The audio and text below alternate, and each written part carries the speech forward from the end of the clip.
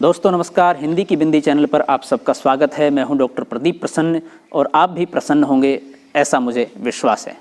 तो आइए आज हिंदी व्याकरण, हिंदी भाषा, हिंदी साहित्य में कुछ नई बातें सीखते हैं।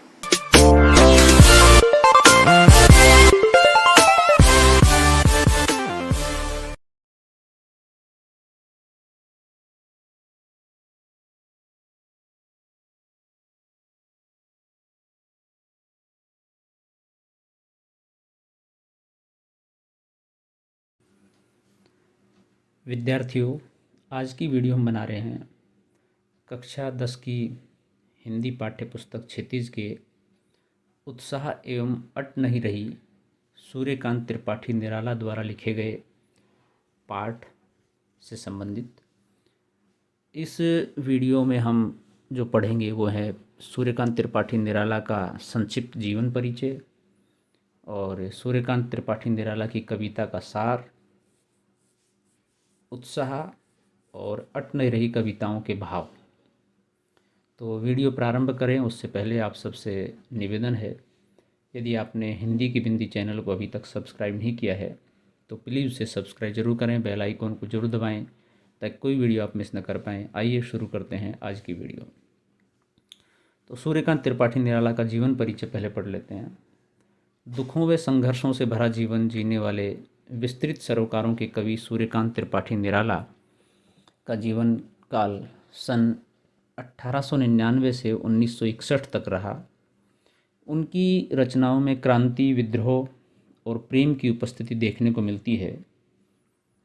उनका जन्म स्थान कवियों की जन्मभूमि यानी बंगाल में हुआ। साहित्य के क्षेत्र में उनका नाम अनामिका, परिमल, गीतिका आदि कविताओं और निराला रचनावली के नाम से प्रकाशित उनके संपूर्ण साहित्य से हुआ, जिसके 8 खंड हैं। स्वामी परमहंस एवं विवेकानंद जैसे महान स्वतंत्रता सेनानियों से प्रेरणा लेने वाले और उनके बताए पथ पर चलने वाले निराला जी ने भी स्वतंत्रता संघर्ष में अपना महत्वपूर्ण योगदान दिया। सूर्यकांत त्रिपाठी निराला की कविता का सार। उत्साह कविता निराला जी के सबसे पसंदीदा विषय बादल पर रचित है। यह कविता बादल के रूप में आए 2 अलग अलग तरह के बदलावों को दर्शाती है। इस कविता के माध्यम से निराला जी ने जीवन को एक अलग दिशा एवं अपना विश्वास खो चुके लोगों को प्रेरणा देने का प्रयास किया है, उस रूप में इसे लिखने की कोशिश की है। कवि बादलों के आने के जिक्र के जरिए जीवन से निराश व हताश लोगों को ये उम्मीद देना चाहते हैं कि चाहे जो कुछ हो लेकिन आपके जीवन में भी खुशहाली ज़रूर लौटेगी और आपके अच्छे दिन ज़रूर आएंगे। यानी कि एक सकारात्मकता कवि दिखाना चाहता है और उस सकारात्मकता की पैरवी कर रहा है। कविता में उन्होंने दूसरा अहम संदेश ये दिया है कि जिस तरह बादल बेजान पौधों में नई जान डाल देते हैं, वैसे ही मनुष्य को सारे दुखों को भूलकर अपने जीवन की नई शुरुआत करनी चाहिए और ज़िंदगी में हमेशा आगे बढ़ते रहना चाहिए। मुख्य रूप से निराला जी ने यह कविता हमारे भीतर सोई क्रांति को फिर से जगाने के लिए लिखी है। अट नहीं रही है कविता में कवि ने प्रकृति की व्यापकता का वर्णन बड़े ही सुंदर ढंग से किया है। 2 कविताएं इसमें है। तो दूसरी कविता अट नहीं रही। होली के समय जो महीना आता है उसे फागुन कहा जाता है। उन्होंने इस कविता में इस महीने में प्रकृति एवं मानवीय मन में होने वाले बदलाव को बड़ी ही सुंदरता से दिखलाया है। फागुन के समय पूरी प्रकृति खिल सी जाती है, हवाएं मस्ती में बहने लगती हैं, फूल खिल उठते हैं और आसमान में उड़ते पक्षी सबका मन मोह लेते हैं। इस तरह प्रकृति को मस्ती में देखकर मनुष्य की मस्ती भी जग जाती है और फागुन के गीत, होरी, फाग इत्यादि गाए जाते हैं। सूर्यकांत त्रिपाठी निराला की कविता के बारे में हम पढ़ते हैं। उत्साह का अर्थ और भाव। बादल गरजो, घेर घेर घोर गगन, धारा धरो, ललित ललित काले घुंघराले, बाल कल्पना कैसे पाले, विद्युत छवि उर्मे कवि नव जीवन वाले, वज्र छिपा नूतन कविता फिर से भर दो बादल गरजो। कविता का भावार्थ है, प्रस्तुत पंक्तियों में कवि ने बारिश होने से पहले आकाश में दिखने वाले काले बादलों के गरजने और आकाश में बिजली चमकने का अद्भुत वर्णन किया है। यानी कि बारिश होने से पूर्व जो हम आसमान में एक आभा देखते हैं, बादल छा जाते हैं, बिजली गरजती है, उमड़ घुमड़ते हैं, अंधेरा छा जाता है, तो ये सारी स्थितियां जो है, कवि कहते हैं कि बादल धरती के सभी प्राणियों को नया जीवन प्रदान करते हैं, एक नव उत्साह उनके अंदर भरते हैं और ये हमारे अंदर के सोए हुए साहस को भी जगाते हैं। खास तौर से जो व्यक्ति खेती से जुड़ा हुआ है, जो किसान, वो जानता है बादल का, बारिश का कितना अहम है उसके जीवन में। और यूं जो खेती से नहीं जुड़ा है वो भी प्रफुल्लित होता है बारिश को देख करके, बादल को देखते, नए जीवन का संचार भरते हैं ये। तो आगे कवि बादल से कह रहे हैं कि हे काले रंग के सुंदर घुंघराले बादल, तुम पूरे आकाश में फैलकर उसे घेर लो और खूब गरजो। कवि ने यहाँ बादल का मानवीकरण करते हुए उसकी तुलना एक बच्चे से की है। मानवीकरण अर्थात मानव जैसा व्यवहार दिखा करके किसी भी चीज़ का, प्रकृति का, तो वो मानवीकरण है।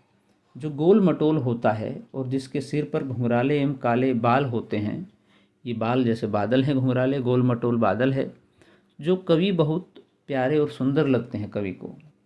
आगे कवि बादल की गर्जना में क्रांति का संदेश सुनाते हुए कहते हैं कि हे बादल, तुम अपनी चमकती बिजली के प्रकाश से हमारे अंदर पुरुषार्थ भर दो, परिश्रम भर दो और इस तरह हमारे भीतर एक नए जीवन का संचार करो।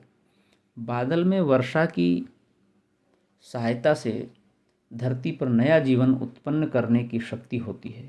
निश्चित रूप से जब बादल गरजते हैं तो धरती में जो बीज होते हैं वो पड़े हुए हैं, वो समय पर अंकुरित होते हैं, तो एक नया जीवन उत्पन्न करने की शक्ति बादलों में है, बारिश में है।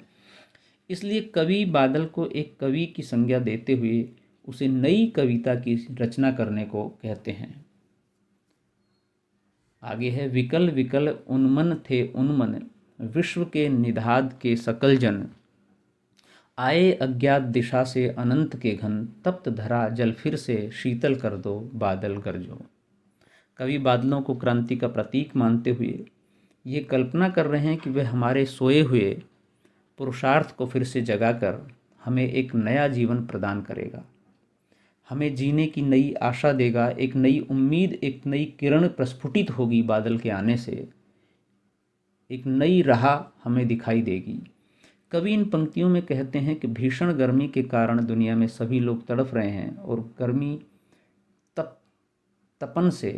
गर्मी से राहत पाने के लिए छांव व ठंडक की तलाश कर रहे हैं।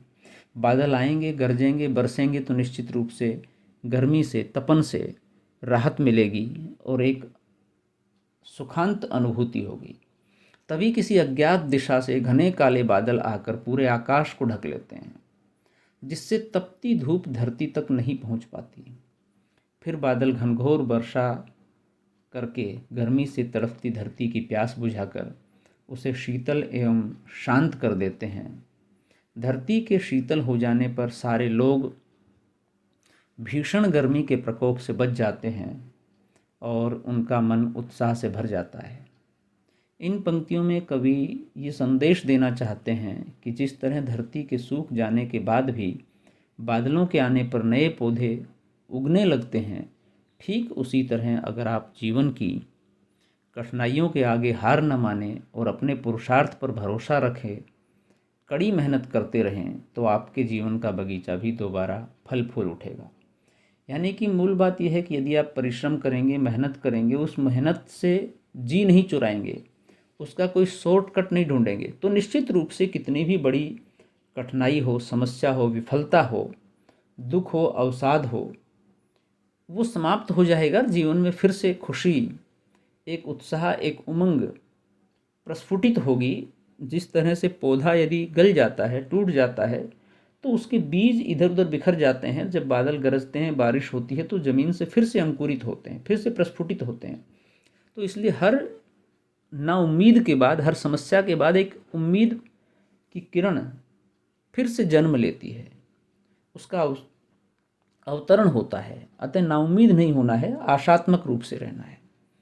इसलिए हमें अपने जीने की इच्छा को कभी मरने नहीं देना चाहिए और पूरे उत्साह से जीवन जीने की कोशिश करनी चाहिए।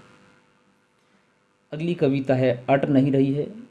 इस कविता को हम पढ़ते हैं, उसका भाव अर्थ व्याख्या करते हैं।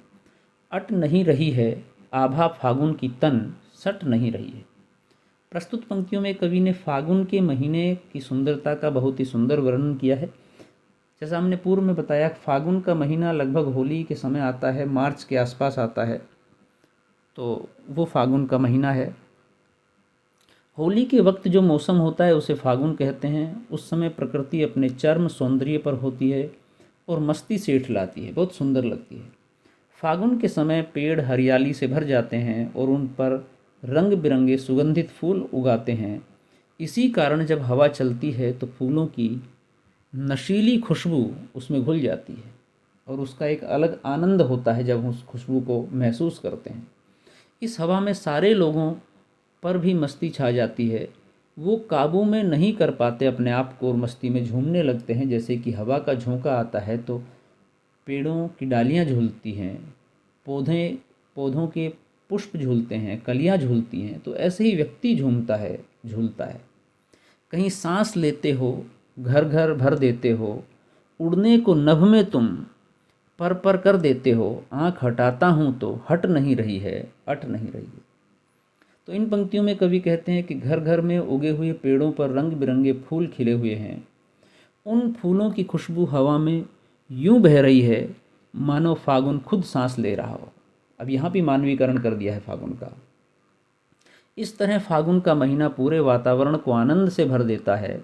इसी आनंद में झूमते हुए पक्षी आकाश में अपने पंख फैलाकर उड़ने लगते हैं। ये मनोरम दृश्य और मस्ती से भरी हवाएं हमारे अंदर की हलचल को जगा देते हैं। यह दृश्य हमें इतना अच्छा लगता है कि हम अपनी आँख इससे हटा नहीं पाते हैं, हट नहीं रही है, आँख हटा नहीं पाते हैं। उस दृश्य को देखना चाहते हैं, जीना चाहते हैं, उसका आनंद लेना चाहते हैं, उसमें डूबना चाहते हैं। इस तरह फागुन के मस्त महीने में हमें भी मस्ती से गाने एवं पर्व मनाने का मन करता है, हौसला होता है। एक नई उम्मीद की किरण के साथ फिर से जीने का मन करता है।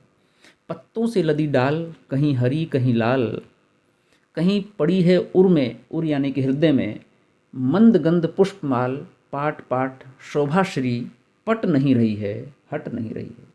कवि के अनुसार फागुन में प्रकृति इतनी सुंदर नजर आती है कि उस पर से नज़र हटाने को मन ही नहीं करता है। चारों तरफ पेड़ों पर हरे एवं लाल पत्ते दिखाई दे रहे हैं और उनके बीच रंग बिरंगे फूल ऐसे लग रहे हैं, ऐसे खिल रहे हैं मानो पेड़ों ने कोई सुंदर रंग बिरंगी माला पहन रखी हो। यहाँ फिर मानवीकरण कर दिया है प्रकृति का, फूलों का, फाग का। इस सुगंधित पुष्पमाला की खुशबू कवि को बहुत ही मादक लग रही है, मदहोश कर रही है।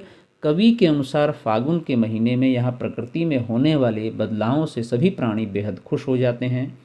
फागुन के महीने में सभी मदहोश हो जाते हैं। कविता में कवि स्वयं भी बहुत ही खुश लग रहे हैं। तो विद्यार्थियों, ये थी आज की वीडियो। आपको कैसी लगी हमें ज़रूर बताएं। वीडियो आपने पूरी देखी उसके लिए धन्यवाद। यदि अच्छी लगी हो तो लाइक करें, शेयर करें, कमेंट्स करें और चैनल को सब्सक्राइब करना न भूलें। आपके मन में कोई सवाल, जिज्ञासा, प्रश्न हो तो कमेंट्स के माध्यम से पूछिए, हम उसका समाधान करने का प्रयास करेंगे। आज के लिए इतना ही। नेक्स्ट वीडियो में नेक्स्ट टॉपिक के साथ फिर मिलते हैं। तब तक के लिए शुक्रिया, नमस्कार।